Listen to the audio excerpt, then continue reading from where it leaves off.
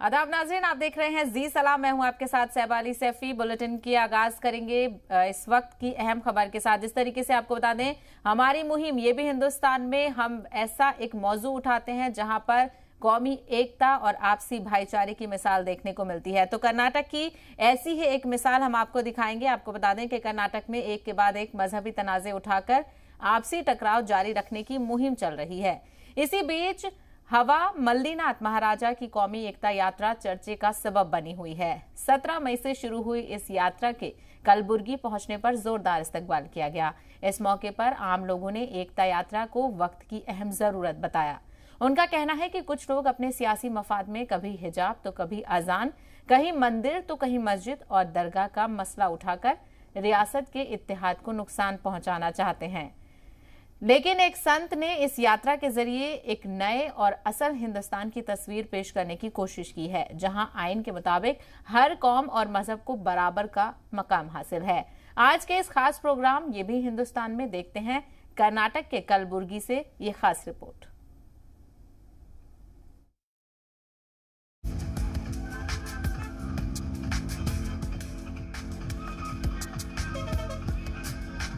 रिवायती हिंदुस्तान पर मबनी एकता यात्रा की ये खूबसूरत तस्वीर कर्नाटक के कुलबर्गी की है, जिसमें हजारों लोगों ने शिरकत कर रियासत में गंगा जमनी तहजीब का पैगाम दिया।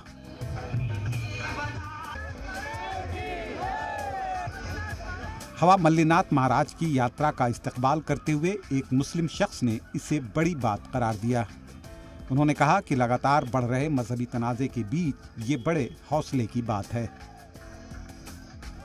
जो पद यात्रा कोल संगम से बसन बागड़ी से बसो कल्याण तक जो 300 किलोमीटर का जो हवा मल्लीनाथ मुद्दा का जो पद यात्रा है, ये मामूली बात नहीं है।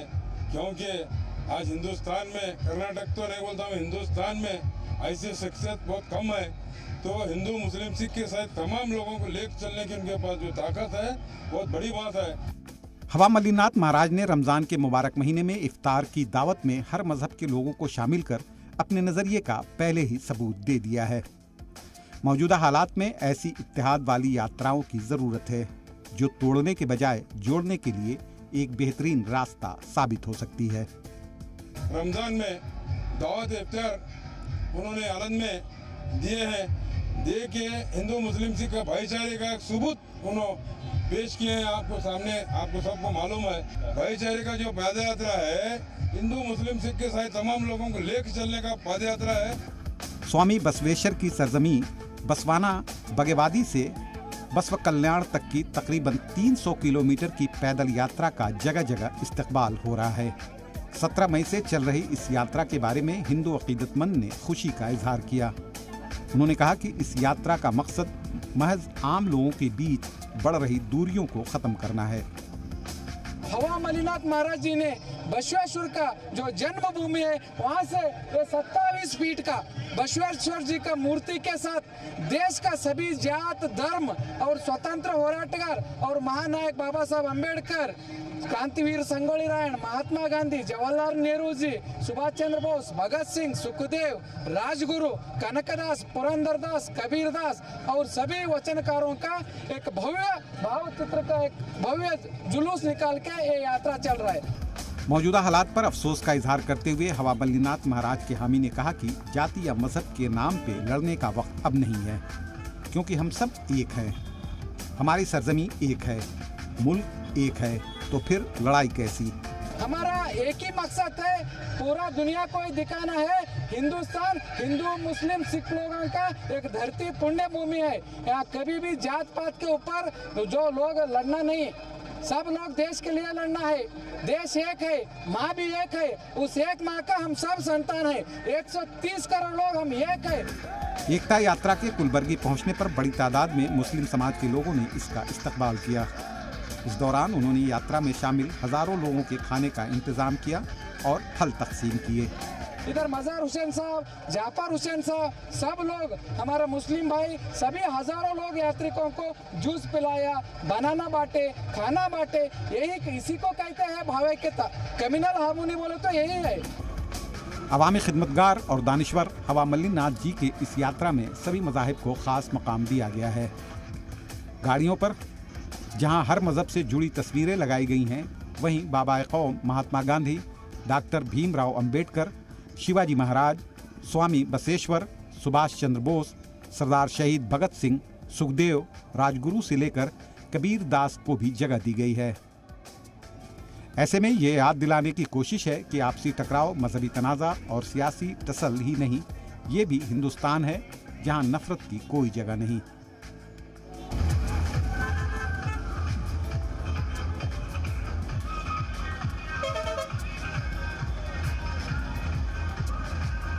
ब्यूरो रिपोर्ट, जी मीडिया।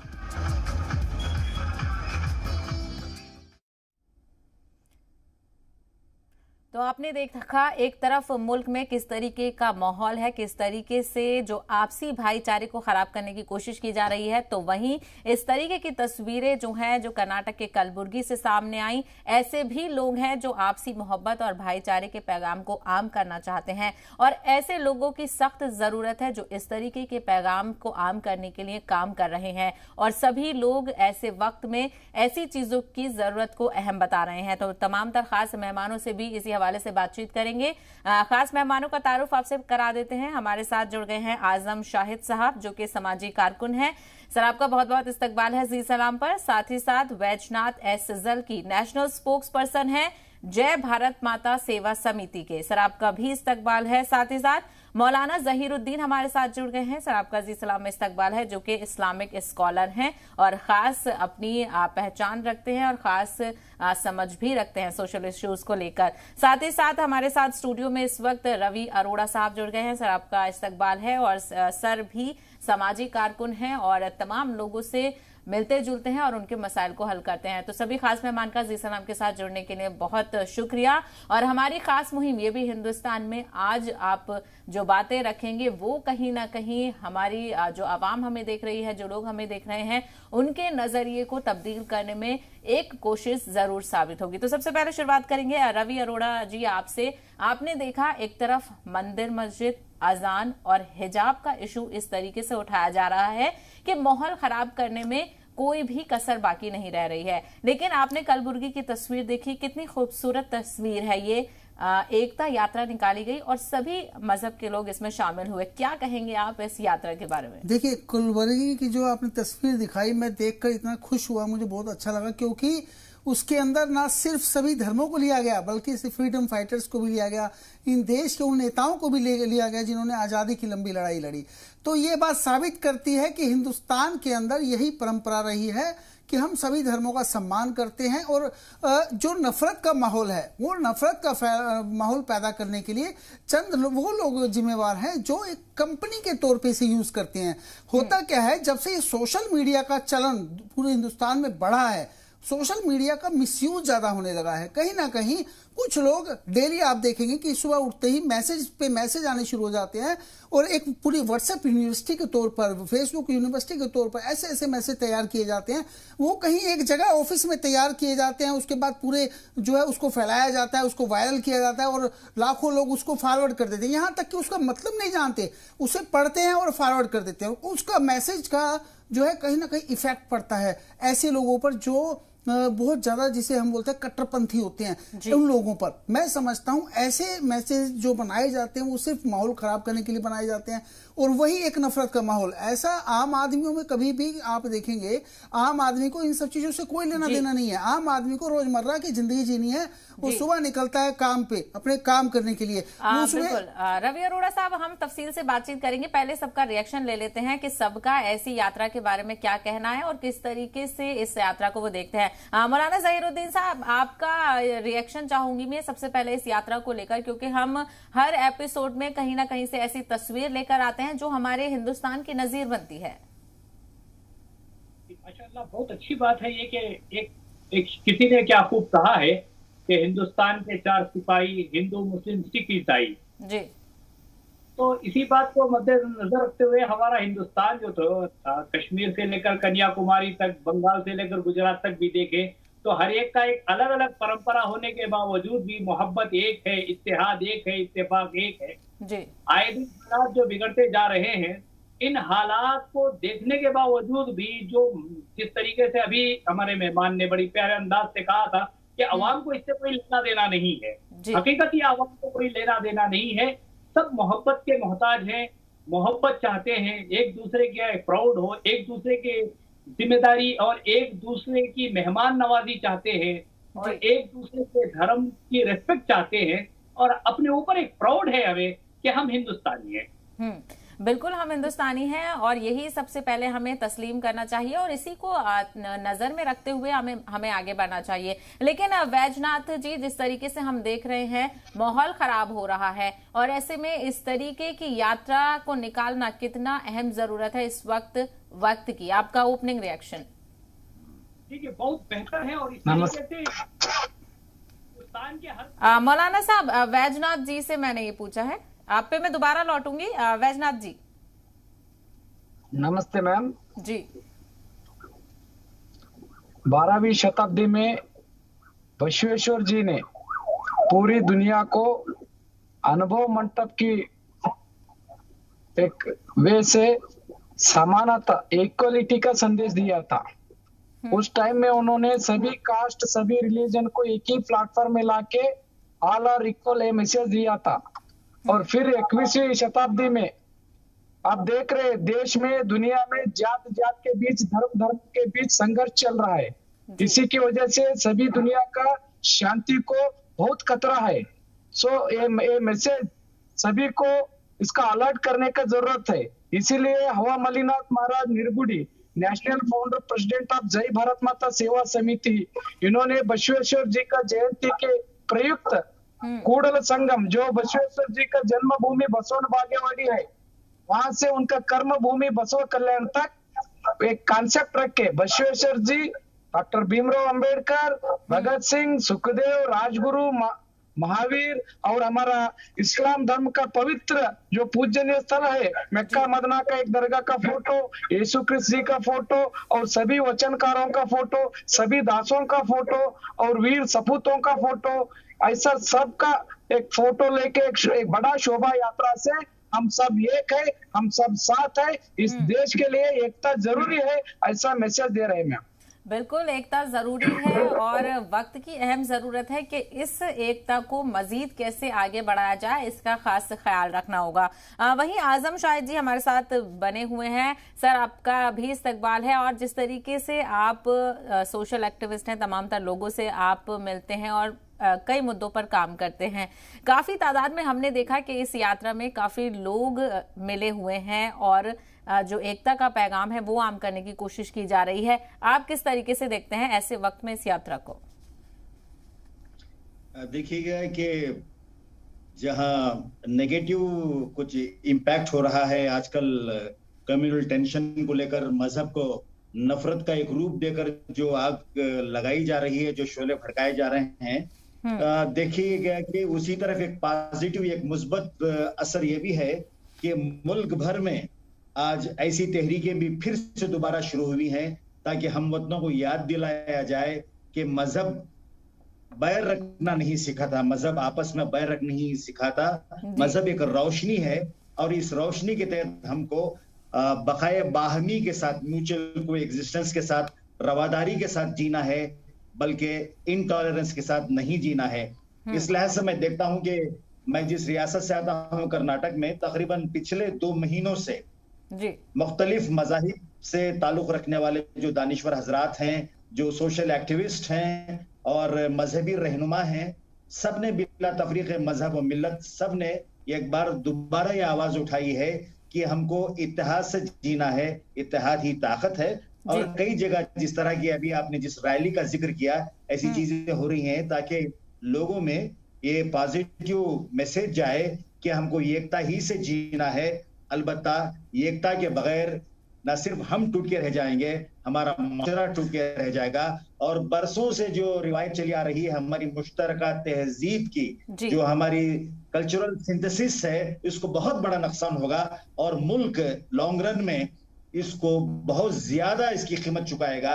इस लिहाज से आज इत्तेहाद की बेहद जरूरत है और ये सबक को अमली तौर पर याद दिलाने के लिए कोशिशें हो रही हैं। मेरी नजर में ये न सिर्फ काबिल सताइश है बल्कि बाइस तकलीफ भी है। हर जगह ऐसी तहरीकें आम होना अब मुल्क में पहले से ज्यादा अब इसकी जरूरत है। बिल्कुल आजम साहब, आपने बिल्कुल सही कहा, क्योंकि जिस तरीके से हमने देखा तमाम तर लोग इसमें शामिल हुए और वक्त निकालकर ऐसे इशू पर एक साथ जुड़ना बहुत ज्यादा जरूरी हो गया, क्योंकि जिस तरीके से हम सभी देख रहे हैं कैसे माहौल कई मामलों को लेकर खराब हो रहा है। कई ऐसे किस्से हैं, अगर हम बात करने बैठ जाएं तो वक्त कम पड़ जाएगा और जो इश्यूज हैं वो निकलते ही आएंगे। आप सभी ने कहा कि ऐसा ये इस तरीके की यात्रा निकलनी चाहिए और लोग भी सामने आ रहे हैं। वहीं रवि अरोड़ा जी, मैं अब आपसे चाहूंगी कि तफसील से, एक ही हमारा मुल्क है, एक ही जमीन है, एक ही जगह हम पैदा हुए हैं और जब हम पैदा हुए हैं हमारी कोई पहचान भी नहीं थी। हम एक इंसान के तौर पर, एक बच्चे के तौर पर हमने जन्म लिया है। तो फिर आज ऐसा वक्त क्यों आ गया है कि हम इतनी लड़ाई और इतना डिफरेंस देख रहे हैं सोसाइटी में? बिल्कुल, देखिए मैं बताऊं आपको कि मैं एक हिंदू हूं, पर मेरे मुस्लिम दोस्त बहुत सारे हैं। मैं जब देश के कई कोनों में जाता हूं, कई बार गया और पिछले कई सालों से जब भी मैं गया तो उनके घर मुझे रुकने का मौका मिला। मुझे लगता है इतनी तवज्जो उन लोगों ने मुझे दी, इतना सम्मान उन लोगों ने मुझे दिया। और आज भी जब भी मैं किसी चैनल पर बैठता हूँ या डिबेट पर कहीं होता हूँ तो मुझे वो देखते हैं, मुझे मैसेज करते हैं, मुझे कमेंट्स भेजते हैं, चाहे मैं कुछ भी कहूँ उस पर वो हमेशा प्रतिक्रिया देते हैं। ये मेरे लिए सौभाग्य है। और सबसे बड़ी बात है, कोई ऐसे हमारे बीच में गिला शिकवा नहीं होता, कहीं कोई बात नहीं है। लेकिन आखिर ऐसा माहौल पैदा होता क्यों है? पैदा करने वाले लोग कौन हैं? आखिर उनका मकसद क्या है? इसको जानना बहुत जरूरी है। देखिए, हम लोग पढ़े लिखे लोग हैं और आवाम भी सब जानती है, लेकिन दिक्कत सिर्फ वहां आती है जब कुछ लोग कट्टरपंथी बातें करने लगते हैं, चाहे वो किसी भी धर्म में हो। जब कट्टरपंथ किसी भी धर्म में आ जाता है तो कहीं ना कहीं वो माहौल खराब करने की एक जो है ना प्रतिक्रिया शुरू हो जाती है। तो मुझे लगता है जब तक लोगों के अंदर यह सोच नहीं होगी कि हमें मिलकर इस देश को बढ़ाना है, हमें मिलकर अपने समाज को बढ़ाना है, हमें मिलकर अपने परिवार के लिए चलना है, तो उनको लगेगा कि हम लोग एक हिस्सा है, एक पार्ट है सिर्फ, और हमें मिलकर ही आगे चल सकते हैं। जैसे एक साइकिल के दो पहिए होते हैं, ऐसे ही हिंदू और मुसलमान जब तक मिलकर नहीं चलेंगे ये साइकिल नहीं दौड़ेगी। हमें समझना होगा। देखिए, एक गिलास है, गिलास में आधा पानी डाल दिया जाए और आप उसको देख रहे हैं तो आप अपने चश्मे से देख रहे हैं कि वो आधा गिलास भरा हुआ है, पर सामने वाला देख रहे हैं कि आधा गिलास खाली है। तो कहीं ना कहीं ये चीज जो है, जो एक नेगेटिव थ्योरी है जो आदमी के दिमाग में चलती है, वो चीज निकालनी बहुत जरूरी है। उसके लिए हमें प्रयास करना चाहिए कि हमें मिलकर इस प्रकार के कार्यक्रम होते रहने चाहिए।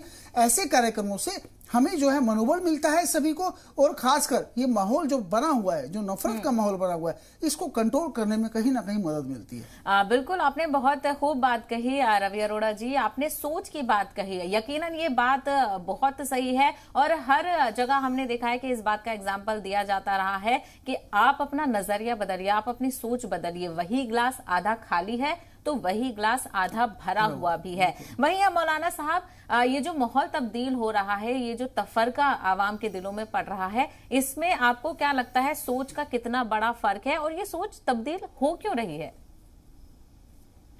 देखिए, ये जो सोच तब्दील जो हो रही है, ये बस कम इल्मी और कम तजुर्बे की बिना पे हो रही है। जैसे कि अरोड़ा जी ने बड़े प्यारे अंदाज से और अच्छे अंदाज से उन्होंने कहा कि एक साइकिल की हकीकतन एक चार पाइयों की साइकिल, चार पाइयों की गाड़ी है ये। जिस तरीके से एक गाड़ी, एक चाक को हिंदू मुस्लिम सिख से बना दिया जाए तो फिर भी उसके अंदर एक जरूरत होती है, वो होती है चाइन। जब तक चाइन हो उस वक्त तक एक दूसरे से ना लिंक होगी ना वो एक्शन करेगा। तो आज के हालात जो बिगड़ते जा रहे हैं, लेकिन यहाँ एक दानिशमंद और एजुकेटेड लोग जो आकर के इत्तेहाद का नाम जिंदगी, इख्तिलाफ का नाम मौत कहकर जो मैसेज दे रहे हैं, इस मैसेज की बिना पर हमें यकीन और मजबूती आएगी कि हमारा हिंदुस्तान कल भी जैसा था उससे बेहतर होगा और आइंदा भी बेहतर होगा। बस शर्त और ये है कि हम लोगों के अंदर जो इत्तेहाद ये शुरू हुई है, इसको और बेहतर अंदाज से हम कामयाब करने की कोशिश करें। बिल्कुल मौलाना साहब, और यही तो अफसोस की बात है, जो हमारे मुल्क की रिवायत रही है, तारीख रही है, उसमें बेहतरी आने की बजाय ये जो तफरका नजर आ रहा है सोसाइटी में, ये बड़ा अफसोस कुन है। ये कहीं ना कहीं हमें परेशान करता है। आप लोग भी देखते हैं कि कितने परेशानी का सबब लोगों के लिए बना हुआ है, और जो फैमिलीज जो ऐसे इश्यूज से मुतासिर होती हैं, उनका हाल जब हम जानेंगे तो कहीं ना कहीं हम बहुत परेशानी में मुब्तला हो जाएंगे। वहीं आजम साहब, जिस तरीके से हमने देखा कि ये सोच हमारी तब्दील हो रही है, इसमें किस तरीके से हम चेंज लाएं? हम ऐसा क्या करें जो हमारी जो सोच है उसको फिर से मोहब्बत के तौर पर लाया जाए, और किस चीज को आप जिम्मेदार मानते हैं, क्यों इस तरीके का बदलाव आ रहा है? जी, मैं ये मानता हूं कि इख्तिदार की लालच में और कुछ ऐसे औछे काम हमारे हो रहे हैं कि हमारे यहाँ मजहबी मुनाफिरत को, रिलीजियस हेट्रेड को हवा दी जा रही है। इसके पीछे कुछ ऐसे एलिमेंट्स, ऐसे अनासिर काम कर रहे हैं जिनकी असलियत मुल्क भर के लोग जानते हैं जी। कोशिश ये करनी चाहिए कि जो हम ख्याल लोग हैं उनकी तादाद बढ़ती जाए। हम खुले आम तौर पर मजम्मत करें ऐसे तमाम डेवलपमेंट्स को कि हमें आपस में तोड़ने, बांटने की बजाय जोड़ने का काम करना चाहिए था। अब देखिएगा कि आजादी इतनी कठिन मरहलों से गुजरकर मिली, और इस आजादी की जो नेमत है जिसको लोग आज पामाल कर रहे हैं, भूल गए हैं कि मुल्क की विरासत क्या है।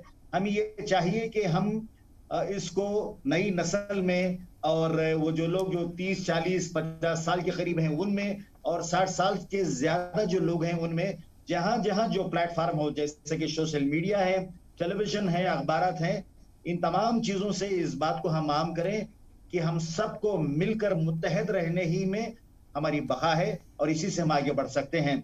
तारीख गवाह है, तारीख शाहिद है कि जब भी बिगाड़ आया है, कुछ लोगों ने, तिनके भर लोगों ने जब भी बिगाड़ करने की कोशिश की है, उसकी जिद में, यानी उनके अपोजिट कुछ लोग जब खड़े हो गए साबित कदमी के साथ, उनको शिकस्त हुई और सच्चाई की हमेशा जीत हुई है।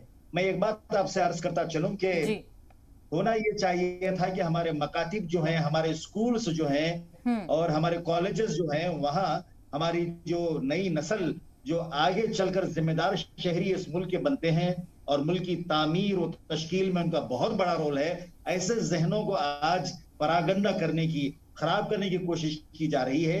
कि स्कूल के सिलेबस में आप देखें कि खबरों में ये, सुर्खियों में ये चीजें शामिल है कि जो मुल्क की यकजहती का और तमाम मज़ाहिब किस तरह मिलकर मुल्क को सरवतमंद कर सकते हैं, मुल्क को किस तरह बावखार कर सकते हैं, और हमारे अजीम जो मुजाहिदीन आज़ादी रहे हैं, हमारे दानिश्वर जो रहे हैं, जिन्होंने हमेशा मुल्क में एकजहती का पैगाम दिया, ऐसी चीजों को हज़फ करके, एलिमिनेट करके आज फिरका परस्ती को स्कूल के निसाब में दाखिल किया जा रहा है। कर्नाटक में भी ऐसी चीजें हो रही हैं, मगर आज, कल और पिछले एक हफ्ते से यहाँ जो रोशन ख्याल, जो दानिश्वर हैं बिला तफरीक मजहब, सब ने मिलकर हुकूमत की मजम्मत की है, और वो चाह रहे हैं कि स्कूलों में जो नौनिहाल हैं, हमारे बच्चे हैं, इनके जहनों को खराब नहीं किया जाना चाहिए, ताकि स्कूल ही वो जगह होती है जहां पर हम ये देखते हैं कि शख्सियत साजी, पर्सनालिटी डेवलपमेंट होता है, जहन साजी होती है, तभी वो अच्छे माशरे के अच्छे शहरी बन सकते हैं। हमें ये कोशिश करनी चाहिए, और मैं खुसूसी तौर पर हमारे मजहबी रहनुमाओं से, दानिश्वरों से, अहले कलम से, और वो हमारे सियासी नुमाइंदे जिनको हम लीडर समझ बैठते हैं, उनको भी चाहिए कि जब भी इस तरह के खतरात हमें लाहक हो, हम सबके साथ मिलकर वो आगे बढ़ें। ये काम मुश्किल जरूर है, मगर नामुमकिन हरगिज नहीं। जी बिल्कुल शाहिद साहब, हमने देखा कि गुज़िश्ता दिनों कुछ ऐसे मामले भी सामने आए कर्नाटक से जिनका आपने जिक्र किया, वो भी एक मसला है, और कहीं ना कहीं हुकूमत के जो बयानात हैं वो भी कहीं ना कहीं ऐसी चीजों को लेकर और बढ़ावा देते हैं। वैजनाथ जी, मैं आपसे पूछना चाहूंगी, क्योंकि आप सेवा समिति के साथ जुड़े हुए हैं, आप इस तरीके की यात्रा का इनेकाद कराते हैं, उनका इंतजाम करते हैं, तो किस तरीके से आप लोगों को एक साथ जोड़ते हैं? क्या आपको कुछ परेशानी आती है, या आप जमीनी पर देखते हैं कि आपको सभी का साथ मिलता है? मैडम, एक्चुअली हमारा एक्शन कैसा रहता वैसा आगे का रिएक्शन रहता। हम दूसरों को प्यार से बात करें तो सामने वाले हमारे को प्यार देता है। इसीलिए आप बताइए, पहले आलन में जो इफ्तार रखे थे हम हमारा मुस्लिम भाइयों के लिए, आलन के बारे में आपको पता है, पिछले 3-4 महीने में एक बड़ा इश्यू हुआ था दरगाह का और मंदिर का। उसी की वजह से आलम के मुस्लिम और हिंदू भाइयों के बीच बहुत डर पैदा हुआ था। वो डर दूर करना था और दोनों को ये करना था। इसलिए हम हवा मलिनाथ महाराज जी, जो हमारे नेशनल फाउंडर प्रेसिडेंट है, उनके नेतृत्व में सभी हिंदू भाइयों ने मुस्लिम भाइयों को इफ्तार रख के हम दोनों भाई है बोल के एक मैसेज दिया। उसके बाद हमारा मुस्लिम भाइयों ने आलन में श्री रामनवमी उत्सव में खुद आके रामनवमी उत्सव बनाया। तो हम जैसा उनको प्यार देते हैं, सामने वाला ऐसा हमारे को प्यार भी देता, रेस्पेक्ट भी देता। और इस यात्रा में हमारे को बड़ी खुशी ये है कि जब से यात्रा चालू हुआ तब से इस यात्रा का स्वागत कर रहे हैं हमारा मुस्लिम भाई, दलित भाई पहला आके, और स्वागत के साथ सबका खाना पीना, सबका रहने का इंतजाम भी कर रहे हैं और यात्रा के साथ जुड़ रहे हैं उन लोग। तो इसलिए एक स्पष्ट संदेश है, इस देश में सब कुछ अच्छा होता, ओनली जात पात के ऊपर जो राजनीति चल रहा उसी की वजह से संघर्ष अशांति हो रहा। इसीलिए हमारा एक ही मैसेज है, जात पात सभी डॉक्यूमेंट में निकालना, खाली नेशनलिटी रखना, तभी हमारा हिंदुस्तान एक होता, हम सब अच्छे तरह से रह सकते हैं और दुनिया में हमारा एक बड़ा रेस्पेक्ट, देश का रेस्पेक्ट हम दिखा सकते हैं। मैम बिल्कुल वैद्यनाथ जी, आपने बड़ी बात कह दी, क्योंकि इस तरीके के जो चीजें हैं वो कहीं ना कहीं कई जगह से उठाई जाती हैं, क्योंकि नेशनैलिटी सबसे ऊपर है और सब इससे भी ज्यादा ऊपर है इंसानियत। और यही पैगाम जो ये यात्रा हमने दिखाई कलबुर्गी की, वो सीधे तौर पर देती है कि अगर कोई मजहब सबसे बड़ा है तो वो है इंसानियत का। क्योंकि खूबसूरत तस्वीर देखिए, किसी को नहीं पहचाना जा रहा है कि आप हिंदू हैं, मुस्लिम हैं, एकता का पैगाम है। और कितनी खूबसूरत यात्रा की ये तस्वीर हमने देखी। चर्चा पर आगे लौटेंगे, आप सब लोग हमारे साथ जुड़े रहिए, लेकिन वक्त हो गया एक छोटे से ब्रेक का, रुकेंगे एक छोटे से ब्रेक के लिए।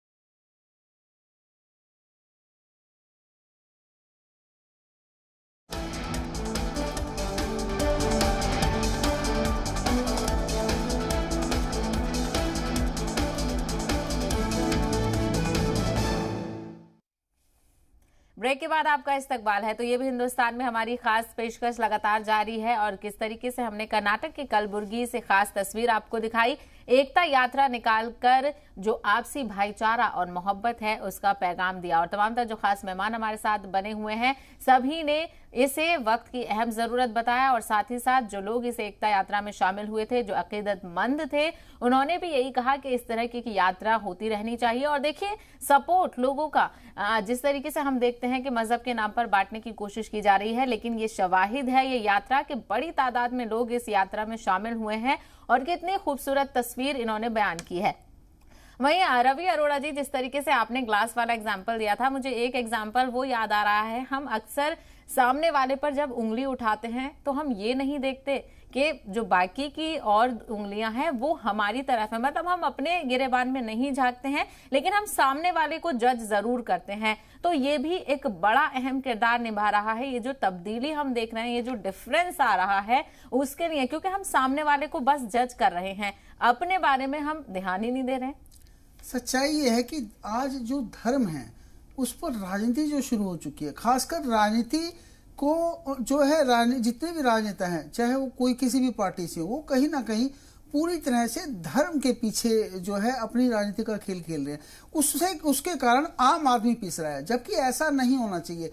आपने जैसे कहा कि एक उंगली हम दूसरे पर उठाते हैं, 3 उंगलियां हम पर उठती हैं। आपने अभी देखा हुआ पीछे कर्नाटक में जैसे हिजाब का मामला उठा, तो ऐसे में मैं समझता हूं कि दिल्ली के आप किसी भी स्कूल में चले जाइए, मेरे बच्चे जिस स्कूल में पढ़ते हैं मैं खुद देखता हूं, हमारे व्हाट्सएप ग्रुप बने हुए हैं, उसके अंदर बहुत सारे पेरेंट्स जुड़े हुए हैं, हिंदू भी हैं, मुसलमान भी है, और स्कूल मैनेजमेंट हर महीने कोई ना कोई प्रोग्राम ऑर्गेनाइज करता है जिसमें हिंदू को भी बुलाते हैं, मुसलमानों को भी, और मिलजुल के हम सब प्रोग्राम वहां पे मनाते हैं। और ऐसे ही व्हाट्सएप ग्रुप के अंदर जब हम बात करते हैं तो सिर्फ और सिर्फ विकास की बात करते हैं, इन सब मुद्दों पे हमें पता ही नहीं होता, खासकर मतलब कहाँ क्या हो रहा है क्या नहीं हो रहा है उनको कोई लेना देना नहीं है। वहां पे सिर्फ बात होती है कि बच्चों का विकास कैसे हो, बच्चों को अच्छी एजुकेशन कैसे दी जाए, बच्चों के विकास के लिए हम लोग कैसे आगे की सोचें जो देश के लिए कुछ बनकर जाए। वो अगर आज हम उन बच्चों के मन में इस प्रकार का जहर भर देंगे तो आने वाले टाइम में हम क्या नस्ल दे पाएंगे भारत को। हिंदुस्तान को एक ऐसी नस्ल देने की जरूरत है, एक ऐसा मुकाम, ऐसे बच्चे देने की जरूरत है ताकि वो आने वाले टाइम में देश का नाम रोशन करें। तो हमें अगर उनको इस विकास की दिशा में लेके जाना है तो सबसे पहले खुद नफरत से बाहर निकलना होगा, खुद प्यार का माहौल पैदा करना होगा, खासकर मजहबी नफरत को खत्म करना ही होगा। और ये सिर्फ प्रयास आपकी तरफ से नहीं, जब आप प्रयास करेंगे तो आपके घर में वही माहौल होगा, और आपके घर में माहौल होगा तो आपके समाज में भी वही माहौल होगा, बच्चे जिस स्कूल में जाएंगे वहां भी वही माहौल मिलेगा, तो उससे क्या होगा, एक माहौल अच्छा बनेगा। लेकिन अगर आप घर के अंदर ही इस प्रकार के बीज बो रहे हैं तो वही माहौल कहीं ना कहीं देश की पीढ़ियों में जाएगा, और आने वाले टाइम में ये माहौल सिर्फ खराब नहीं करेगा, आने वाले सभी के लिए नुकसान है, ना सिर्फ देश के लिए बल्कि आम समाज के लिए, क्योंकि सृष्टि की रचना इंसानियत के लिए होती है, किसी धर्म के लिए। धर्म का जो इस्तेमाल किया जाता है, जो धर्म बनाया गया था, वो सिर्फ इंसानियत के विकास के लिए कि इंसान बुरे रास्ता छोड़कर सही दिशा में काम करे, इसलिए धर्म की स्थापना होती है, ना कि धर्म इसलिए बनाया गया था कि आप आपस में ही लड़ो।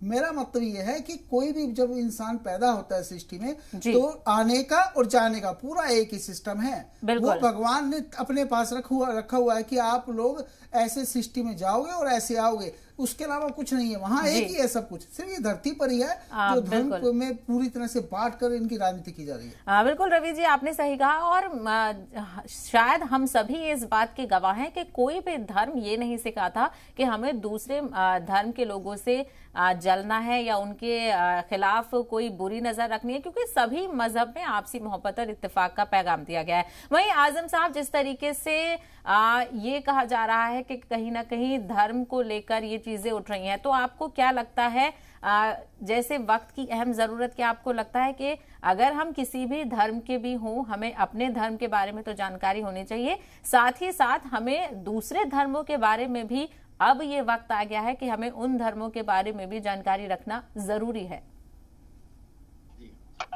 बिल्कुल सही कहा आपने, मगर मेरा ये मानना है कि ये कुछ ऐसा खास ग्रोह है, एक ऐसा खास ग्रुप है जो चाहता है कि मजहब के नाम पर नफरत की आग लगाए, और जब चारों तरफ से आग लगती है तो लॉ एंड ऑर्डर का सिचुएशन अफसोसनाक तौर पर यह कहना पड़ता है कि जिनके जिम्मा लॉ एंड ऑर्डर को मेंटेन करना होता है वो बिल्कुल खामोश कर रह जाते हैं, आंखें बंद कर लेते हैं।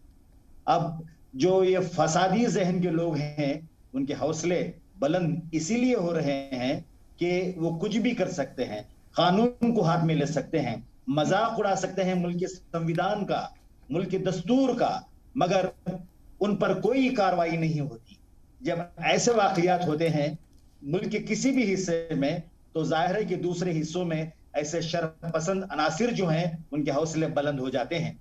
अब देखिएगा, एक छोटी सी बात है कि जब आजादी हमें मिली 15 अगस्त 1947 को, उस वक्त जो मंदिर, मस्जिद, गुरुद्वारा, चर्च जिस सूरत हाल में थे, उसी सूरत हाल में ये कानून के तहत उन पर एक गारंटी दी गई कि place of worship special provisions act of 1991, जिसके तहत जो चीजें जिस जिस जगह हैं उसी जगह हैं, कानून का, अदालत का, मुल्क के संविधान का सबको पालन करना पड़ता है, इसकी मान मर्यादा रखनी पड़ती है। मगर ऐसी हैरतअंगेज तौर पे हम देखते हैं कि कई ऐसे जिम्मेदार अहबाब जो धर्म अधिकारी हैं उन्होंने मुल्क के प्रधानमंत्री को लिखा कि यह कानून को रद्द कर दिया जाए या इसमें अमेंडमेंट कर दिया जाए।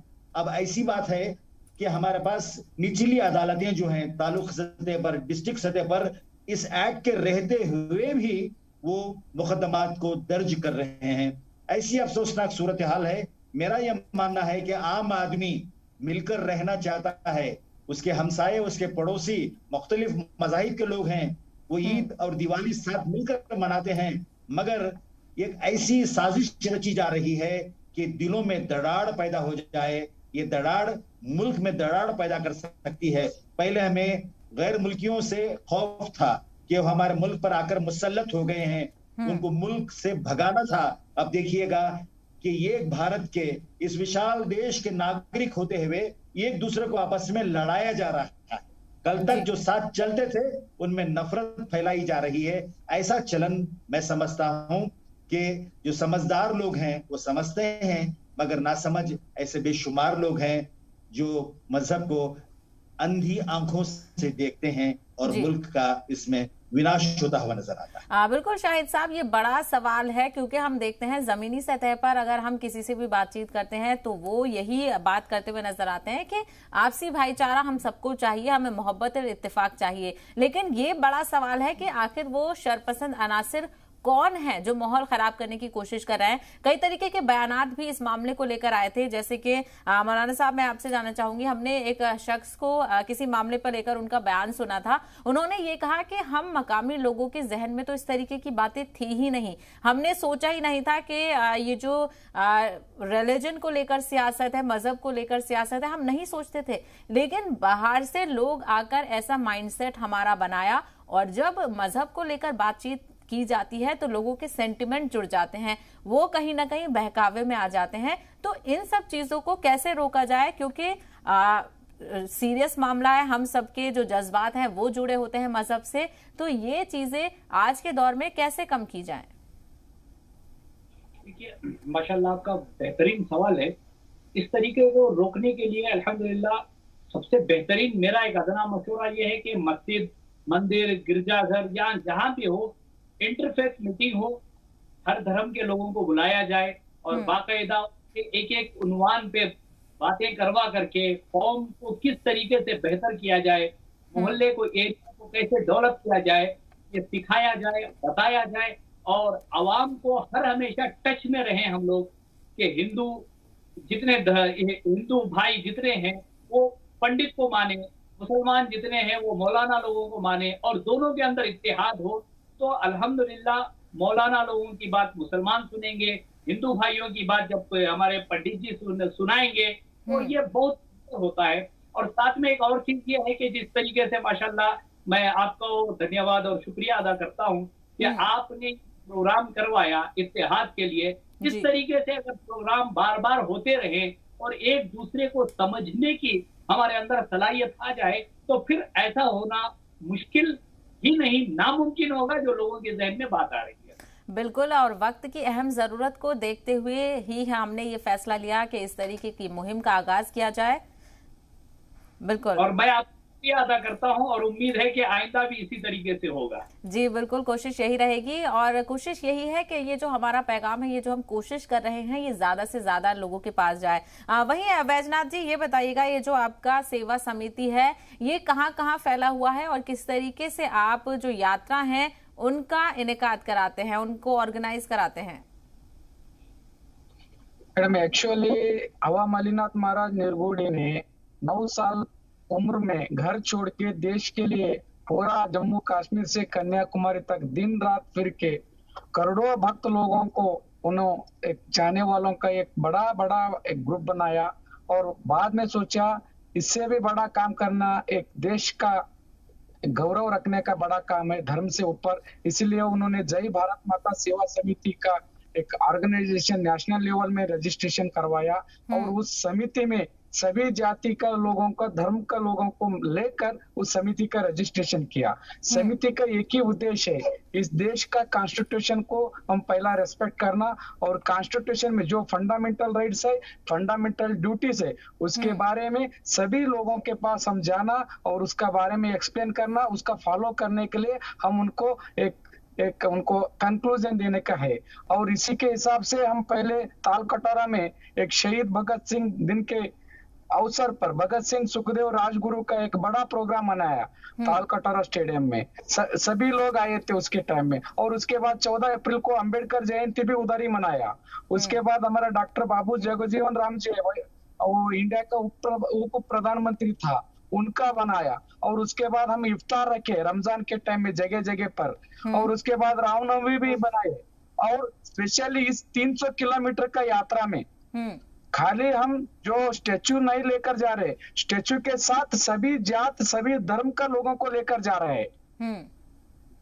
ये हमारे को बहुत बड़ी खुशी है।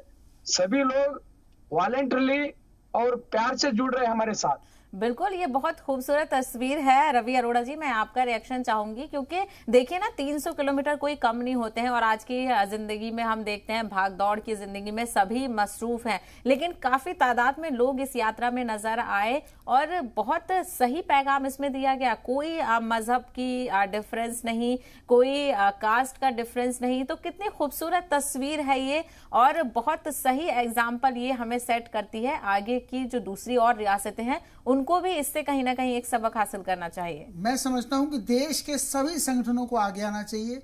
हिंदू, मुसलमान, सिख, ईसाई सभी धर्मों को साथ लेकर उन्हें इस प्रकार के प्रयास करने चाहिए। और उससे जी ज्यादा मैं जी सलाम को सलाम करना चाहता हूं, जिन्होंने ऐसे ऐसे प्रोग्राम दिखा रहे हैं। और खासकर सभी मीडिया ग्रुप्स को, सभी मीडिया हाउसेस को मैं ये रिक्वेस्ट करना चाहता हूं कि वो इसी तरह जिस प्रकार से आपने स्पेस दिया, जिस प्रकार से आपने इस न्यूज को जगह दी, वो जगह दें, ताकि लोगों के अंदर एक पॉजिटिव माहौल बन सके। क्योंकि आज आप देश के जिस मर्जी चैनल पर उठा के देख लीजिए, कहीं ना कहीं एक नफरत का माहौल बखेरता हुआ मिलेगा। लेकिन आपने जो प्रयास किया, आपके चैनल ने जो प्रयास किया, और आपने ये भी हिंदुस्तान इस कार्यक्रम को चलाकर जिस प्रकार से लोगों के अंदर एक पॉजिटिव माहौल पैदा करने की कोशिश की है, यह अपने आप में काबिल तारीफ है। खासकर मैं समझता हूं, जब तक सभी मिलकर आगे नहीं आएंगे, देखिए उसके अंदर सभी देश के संगठनों को आगे आना होगा, एनजीओ को आगे आना होगा, मीडिया हाउसेस को आगे आना होगा, यहाँ तक कि स्कूलों को भी आगे आना होगा, और सभी जो लोग हैं, जो आम पब्लिक है, उनको भी आगे आना होगा, ताकि वो ये समझ सके कि हमारे देश को एक ऐसे माहौल की जरूरत है, ताकि हम लोग मिलकर आगे विकास की बात कर सके। हम ये देखें कि आम आदमी की समस्याएं क्या हैं, हम ये देख सकें कि आज हॉस्पिटल के अंदर आप जाके देख लीजिए, इतनी भीड़ है, लेकिन आपको वहाँ हिंदू मुसलमान दिखाई नहीं देगा, वहाँ पे सिर्फ मरीज नजर आएगा। आप उनके लिए सोचिए। आपको विकास करना है तो आप स्कूलों के अंदर जाके देखिए कि प्रॉब्लम्स क्या आ रही हैं। आप अपने बच्चों के विकास की बात करिए, आप देश के विकास की बात करिए। लेकिन ये क्या आप मजहब की बात करते हैं? क्या है मजहब? मजहब का मतलब ये नहीं है कि नफरत फैलाना। मजहब का मतलब ये है कि आप किसी दूसरे इंसान के लिए अच्छा करना, और ऐसा हर धर्म में है। देखिए, अच्छे और बुरे हर धर्म में आपको मिलेंगे, लेकिन आप कितने अच्छे हैं आपको ये खुद साबित करना है। ये आम आदमी की बात है, क्योंकि जब तक सब मिलकर आगे नहीं आएंगे, तब तक आप इन सब चीजों से निजात नहीं पा सकते। आपको सभी को मिलकर आगे आना होगा। सभी लोग जब मिलकर आगे आएंगे, तो मुझे लगता है हम इस जो नफरत का माहौल है, इससे निजात पा पाएंगे।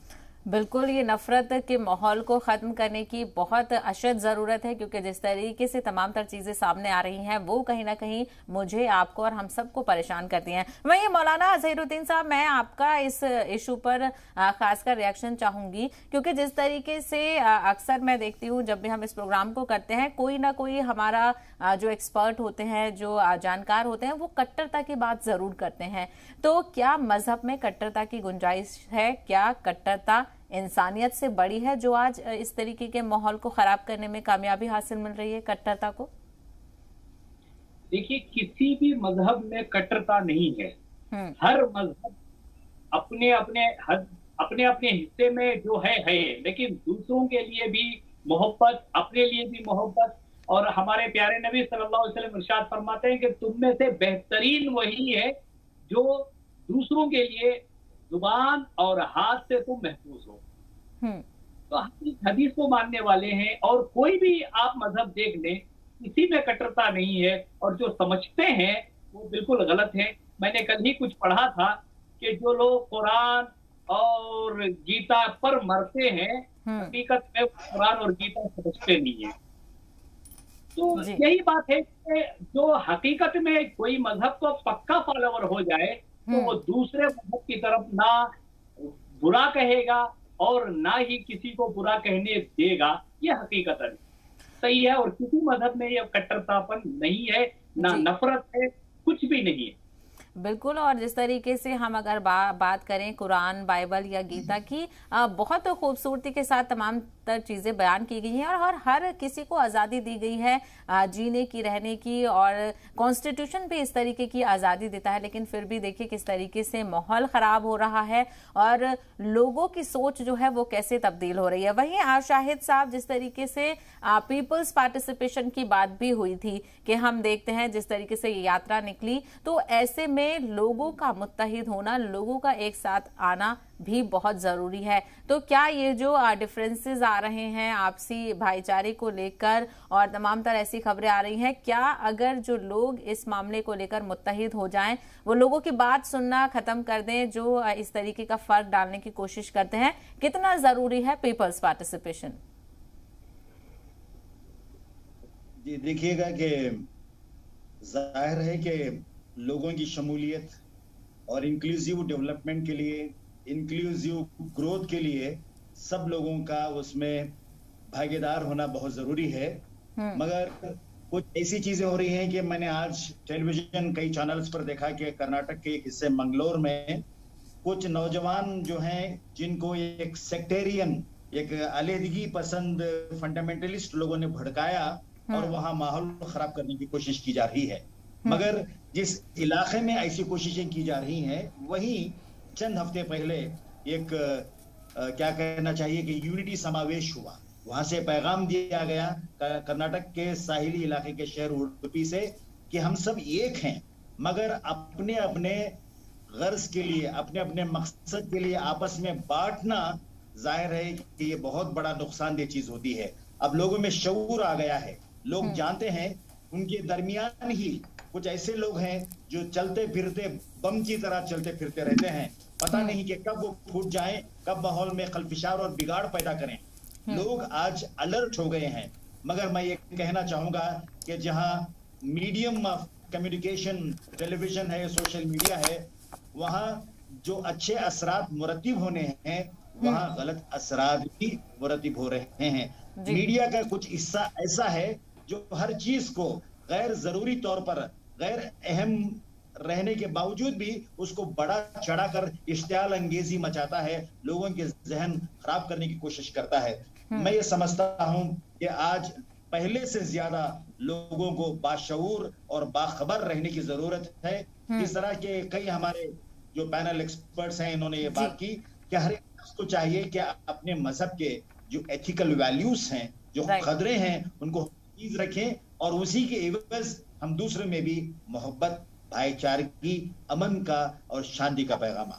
बिल्कुल शाहिद साहब, आपने सही कहा। हमें जो वैल्यूज हैं उनको ध्यान में भी रखना है और रिजिडनेस को कहीं ना कहीं दूर करना है, क्योंकि जितना हम रिलीजन को लेकर रिजिड होते जाएंगे उतना ही जो समाज में दूरी है वो कहीं ना कहीं बढ़ती हुई नजर आएगी। वैजनाथ जी, जिस तरीके से लगातार आपसे मैं आपकी यात्रा को लेकर ही बातचीत कर रही हूँ और कैसे आप ऑर्गेनाइज करते हैं ये सारी चीजें, मैं ये भी जानना चाह रही थी कि जैसे बड़ी तादाद में काफी लोग हमने देखा, सभी मजहब के लोग जुड़ते हैं, तो आपकी स्ट्रैटेजी क्या होती है? आप कैसे लोगों को एक प्लेटफॉर्म पर लेकर आते हैं? क्या आप इस बात को सोशल मीडिया पे शेयर करते हैं या घर घर जाके आप बात करते हैं? क्या आपका जरिया होता है लोगों को एक साथ लाने का?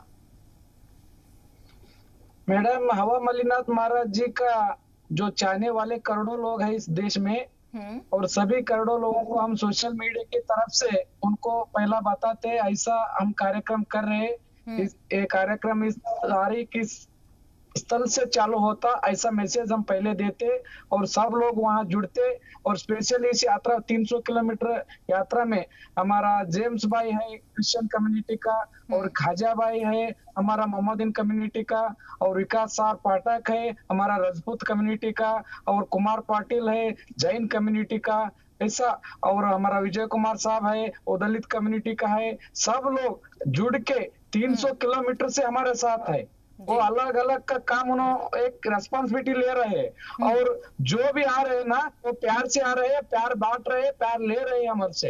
आपको किसी तरह की दिक्कत का सामना तो नहीं करना पड़ता, क्योंकि 300 किलोमीटर में आप कई एरियाज कवर करते होंगे और शायद आपके साथ लोग भी अलग अलग एरिया के जुड़ जाते होंगे, तो किसी तरह की दिक्कत तो आपको किसी लेवल पे नहीं होती? हमें बहुत खुशी हो रहा है ये यात्रा ऑर्गेनाइज करके, क्योंकि इस यात्रा में हमारे को दिक्कत नहीं, प्यार ही प्यार मिल रहा है मैडम। सभी धर्म के लोग, सभी जात का लोग एक कॉन्सेप्ट उन्होंने एक्सेप्ट किया है। हम सब साथ साथ रहेगा तो इस देश रहेगा। जात और धर्म के ऊपर देश प्रथम है। देश रहेगा तो हम सब रहेंगे। ये देश एक फूलों का बाग है। इस बाग में सभी फूल रहना चाहिए, सभी फूल अच्छा तरह से रहना चाहिए, तभी उस बाग को एक अच्छा, एक ब्यूटीफुल एक कॉन्सेप्ट मिलता। ऐसा सोच इस यात्रा से सबको मिल रहा है मैडम। तो दिक्कत कोई बात नहीं है हमारे लिए, और कुछ भी हमारे को ट्रबल भी नहीं हुआ।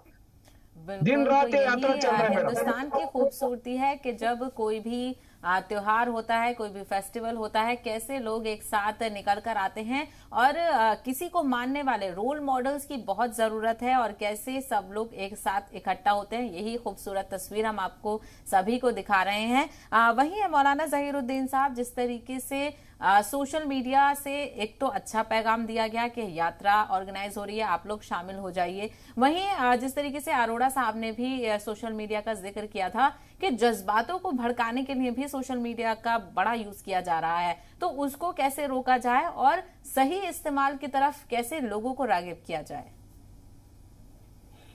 देखिए, मैं एक छोटी सी बात कह दूं कि तरबियत के 3 हिस्से हैं। तरबियत के 3 हिस्से, वो 3 भी मीम से शुरू होते हैं। उर्दू में जो मीम से शुरू होता है।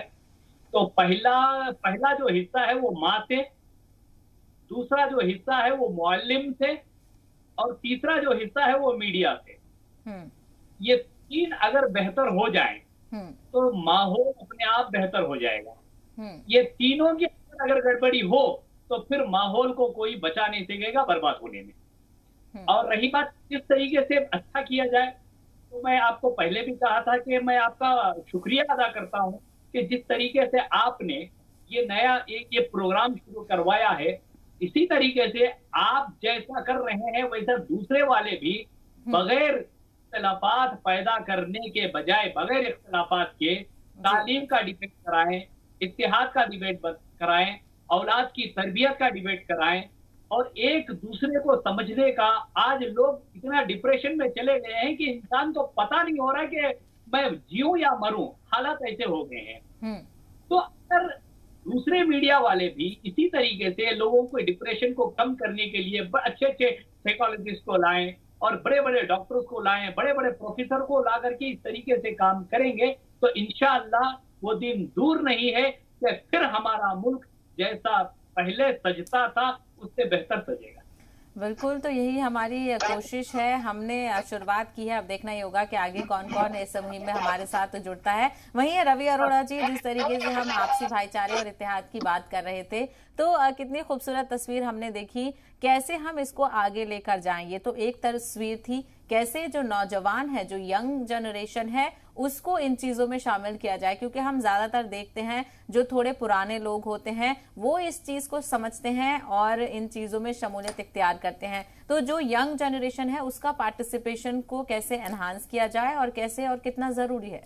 असल में होता क्या है, जैसे कोई एक चोर जेब कतरा कहीं पकड़ा जाता है तो आप देखेंगे कि भीड़ लग जाती है, और भीड़ जिसने कभी हाथ नहीं उठाया होगा वो भी उसे पीटने लग जाता है। तो ये एक भीड़ ऐसे माहौल क्रिएट कर दिया जाता है। ये जितने भी दंगे फसाद जो भी आप देखते हैं देश के अंदर मुल्क में, वो होते क्या है, वो क्रिएट किए जाते हैं, उनका माहौल तैयार किया जाता है। चंद लोग उसके अंदर शरारती तत्व वो इस प्रकार का माहौल खराब करते हैं किसी के इशारे पर। ऐसा नहीं कि उनका खुद की वो होती है, उनको भी कोई ना कोई ऑपरेट कर रहा होता है, और वो भीड़ जो है भीड़ को हिस्सा बना लेते हैं। धीरे धीरे वहाँ जितने भी लोग होते हैं वो उस दंगे में शामिल हो जाते हैं, और ना चाहते हुए उनको या तो अपने खुद का बचाव करना है या फिर वहां से निकलना है। तो उस चक्कर में वहां भगदड़ मचती है, और ऐसे ऐसे जो आप देखते हैं जिस प्रकार से दंगे फसाद जो भी होते हैं, वो इसमें सबसे बड़ा योगदान जो होता है वो यूथ का ही होता है।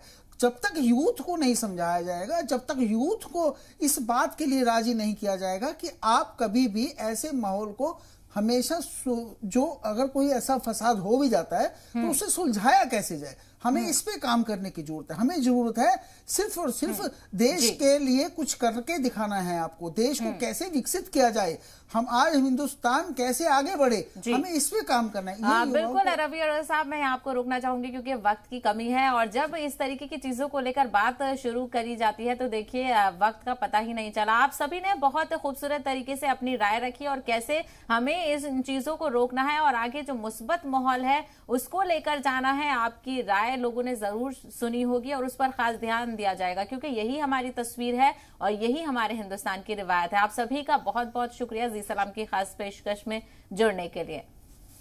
ये भी हिंदुस्तान में फिलहाल इतना ही, दीजिए इजाजत, देखते रहिए जी सलाम।